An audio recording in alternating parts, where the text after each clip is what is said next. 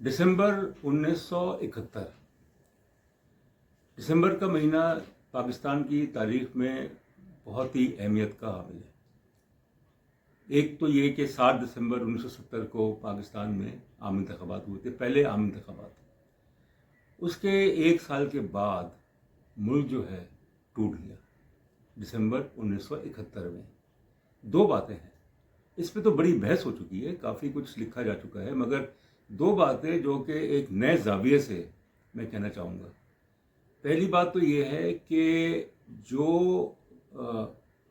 अफसोसनाक वाक़या हुआ पाकिस्तान की तारीख में कि पाकिस्तान वो पहला मुल्क पोस्ट करील स्टेट जो कि डिसइंटीग्रेट हो गया, और इसके साथ साथ इस पूरे खित्ते में की जो सूरत हाल थी वो बदल गई। भारत की बालादस्ती जो है वो तस्लीम की गई। दूसरी बात यह है कि दिसंबर 1971, 3 दिसंबर 1971 जब पाक भारत जंग का आगाज हुआ, 21 नवंबर 1971 को भारत ने मशरकी पाकिस्तान के खिलाफ जारियत की। दूसरी बात कि जो जंग थी 1971 की, दिसंबर 71 की, और जो पाकिस्तान जिसकी वजह से टूटा और मशरकी पाकिस्तान जो है वो बांग्लादेश बन गया, तो इस सारे जो वाक़यात थे, अफसोसनाक वाक़यात, तल्ख हकीकतें, तो इसके जो चार किरदार थे, एक तो सदर पाकिस्तान उस वक्त के जनरल आगा मोहम्मद यहिया खान साहब, दूसरे अवामी लीग के सरबराह शेख मुजीबुर रहमान, तीसरे पीपल्स पार्टी के चेयरमैन जुल्फ़िकार अली भुट्टो, और चौथा किरदार जो था वो भारत की वज़ीर आज़म इंदिरा गांधी का था। मगर इसमें हमें ये देखना पड़ेगा कि किसने मशरक़ी पाकिस्तान को बांग्लादेश बनाने में बड़ा किरदार अदा किया। वो तो एक अलग तारीख है, इस पे तो मैं नहीं पढ़ूंगा, उस बहस पे तो हमें नहीं जाना चाहिए, वो फिर कभी बाद में उसको देखेंगे, तज्ज़िया करेंगे उसका। मगर जो वाक़यात हुए, जिस तरीके से तसलसल के साथ वाक़यात हुए 1969 से, जब से मुल्क में दूसरा मार्शल लॉ नाफिज किया गया जनरल यहिया खान साहब ने, वहीं से मशरक़ी पाकिस्तान की अलहदगी का अमल जो है वो तेज़ हो गया। हालात को बगैर सोचे समझे बेकाबू होने दिया गया। ये ठीक है कि मशरक़ी पाकिस्तान और मगरबी पाकिस्तान के दरमियान 1000 मील का फासला, बीच में भारत, जिसके अज़ाइम जो थे वो ढके छुपे नहीं थे, और फिर जो मशरक़ी पाकिस्तान और मगरबी पाकिस्तान के दरमियान सकाफती ज़बान का मसला, ये जो हकीकतें थी वो भी सबके सामने थी, मगर फिर भी मुल्क जो था वो बच सकता था। तो यहिया खान साहब ने कुछ ऐसे इक़दाम उठाए जिसकी वजह से मशरक़ी पाकिस्तान से बांग्लादेश बनने का अमल जो है वो तेज़ हो गया। लीगल फ्रेमवर्क ऑर्डर इशू किया गया 1970, पहले आम इंतखाबात, 1 यूनिट को ख़त्म कर दिया गया। 1 यूनिट की वजह से मशरक़ी पाकिस्तान और मगरबी पाकिस्तान के दरमियान, जिसको हम अंग्रेज़ी में कहते हैं पैरिटी, बराबरी का एक निज़ाम कायम किया गया। 1956 के आइन में उसकी ज़मानत दी गई। खैर वो आइन को तोड़ दिया गया, तो आपने 1 यूनिट ख़त्म कर दिया। फिर इसके अलावा लीगल फ्रेमवर्क ऑर्डर में ये लिखा हुआ था कि जो सियासी जमातें इंतखाबात में हिस्सा लेंगी वो मुहब्बे वतन हो, उनकी वफादारी जो है वो मुल्क के साथ हो।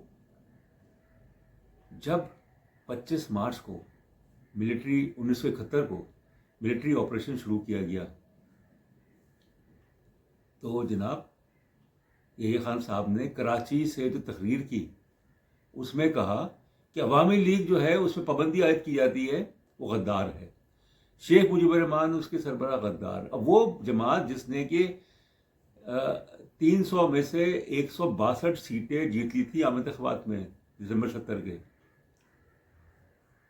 اس کو بین کر دیا گیا. تو اور جب وہ انتخابات جیت گئی تو اس کے بعد پھر اسمبلی کا اجلاس آپ نے ملتوی کر دیا. یہ اسمبلی کا اجلاس ہونے والا تھا 3 مارچ کو، اس کو ملتوی کر دیا اور کوئی تاریخ بھی نہیں دی. نے جان بوجھ کے یا دباؤ کے تحت کچھ ایسے اقدامات کیے جس سے کہ 2 سال میں 1969 سے لے کے 1971 تک کا جو عرصہ ہے، مشرقی اور مغربی پاکستان کے درمیان جو خلیج تھی وہ اور وسیع ہوتی گئی. جب حمود الرحمان کمیشن رپورٹ کے سلسلے میں ان پہ جرا ہوئی، انہوں نے کہا کہ میرا کوئی قصور ہی نہیں. بھٹو نے، ذوالفقار علی بھٹو نے نتائج تسلیم نہیں کیے. کہاں 81 سیٹیں جو کہ پیپلز پارٹی کی تھی، اور کہاں 162 سیٹیں، کوئی مقابلہ نہیں. اور بھٹو صاحب نے ساز باز کر کے ان کو یہ باور کرایا کہ مشرقی اور مغربی پاکستان کو تو اکٹھا رہنا ممکن ہی نہیں ہے، کیونکہ اگر 6 نکات کی بنیاد پہ دستور بنا دیا گیا جو کہ عوامی لیگ کا تقاضا تھا تو پاکستان تو ویسے ہی ختم ہو جائے گا. تو یہ بھٹو صاحب، یہ خان صاحب نے کہا کہ یہ تو ان کی وجہ سے تھا. پھر یہ کہا جاتا ہے کہ اصل کردار تو مجیب الرحمان نے ادا کیا. وہ تو برسوں سے کوشش کر رہے تھے علیحدگی کی، اگرتلہ کانسپریسی کے سامنے کے وہ واپس لے لیا گیا تھا. مگر جب مجیب الرحمان صاحب کو رہا کیا گیا اور ذوالفقار علی بھٹو صاحب پاکستان کے پہلے سویلین چیف مارشل ایڈمنسٹریٹر بن گئے اور صدر بھی بن گئے 20 دسمبر 1971، اور پھر انہوں نے مجیب سے ملاقات کی. تو اس میں پھر مجیب الرحمان صاحب کو رہا کر دیا. حالانکہ پاکستان کے کئی ہزار فوجی جو تھے وہ بھارت کی قید میں جا چکے تھے سرنڈر کے بعد، ہتھیار ڈالنے کے بعد، 16 دسمبر کے بعد. بغیر کسی بارگیننگ کے بھٹو صاحب نے ان کو رہا کر دیا، مجیب الرحمان کو. لندن بھیج دیا. لندن گئے، وہاں سے وہ دہلی گئے، پھر ڈھاکہ گئے. اور لندن میں انہوں نے کیا کہا؟ انہوں نے کہا میں تو 1947 سے پاکستان، مشرقی پاکستان کو الگ کرنے کی تحریک میں شامل تھا، الگ کرنے کی کارروائی میں شامل تھا. تو عجیب سی بات ہے کہ شیخ مجیب الرحمان کی جو کتاب ہے انفنشڈ میموائرز آف شیخ مجیب الرحمان، اس میں تو یہ لگتا ہے کہ وہ تو بڑے پاکستان کے حامی اور انہوں نے تحریک پاکستان میں بڑا کام کیا. مگر پھر ظاہر ہے کہ حالات ایسے پیدا ہو گئے، جب لسانی فسادات ہوئے اور پھر جو بنگالی زبان کے ساتھ تفریق کی گئی، معاشی استحصال کیا گیا، سیاسی استحصال کیا گیا، آبادی ان کی زیادہ، ان کو حقوق نہیں دی گئے، پھر ماشاء اللہ لگا دیا گیا. تو وہ یہ کہتے مجھے بڑھان کہ میں تو سن 47 سے کام کر رہا تھا پاکستان، بنگلہ دیش کے لیے. اور پھر ظاہر ہے کہ اندرا گاندھی صاحبہ یہ بات تو طے ہے کہ جب لوگ اپنے گھر کو ٹھیک نہیں کر سکے اور وہ معاملات جو ہیں وہ صحیح نہیں کر سکے، تو ظاہر ہے کہ جو آپ کا جو دشمن ہے، جو آپ کا ہمسایہ بھی ہے، جس کی خواہش ہمیشہ یہ رہی تھی کہ پاکستان کو نقصان پہنچایا جائے، اس کو موقع مل گیا. یہ بحث جو ہے یہ 52 سال ہو گئے پاکستان کو ٹوٹے ہوئے، بنگلہ دیش کو بنے ہوئے، اور ابھی تک طے ہی نہیں کر سکے کہ اس میں کس کا کتنا کردار تھا. مگر کسی کا بڑا کردار تھا، کسی کا کم تھا. سب سے پہلے جو ہے وہ تو شیخ مجیب الرحمان کا، کہ اگست کی 15 1975 جب سب سے پہلے تو شیخ مجیب الرحمان صاحب کی باری آئی. اس کے بعد جو ہے ذوالفقار علی بھٹو صاحب پھانسی پہ لٹکا دیا ایک قتل کے کیس میں، مارشل لاء کا ضمانت ہے. یحییٰ خان صاحب تیسرے کردار، وہ 1980 میں ان کی وفات ہوئی بہت ہی برے حال میں، بہت خراب ان کی صحت تھی. اور چوتھا کردار اندرا گاندھی کا، 31 اکتوبر 1984 ان کے سکھ باڈی گارڈز نے ان کو قتل کر دیا. پاکستان میں ہو رہا ہے 52 سال کے بعد، جو بچا کچا پاکستان ہے، جنہ کا پاکستان تو ختم ہو گیا 71 میں، جو بچا کچا پاکستان ہے اس میں کس طریقے سے طاقت کی رشا کشی ہو رہی ہے.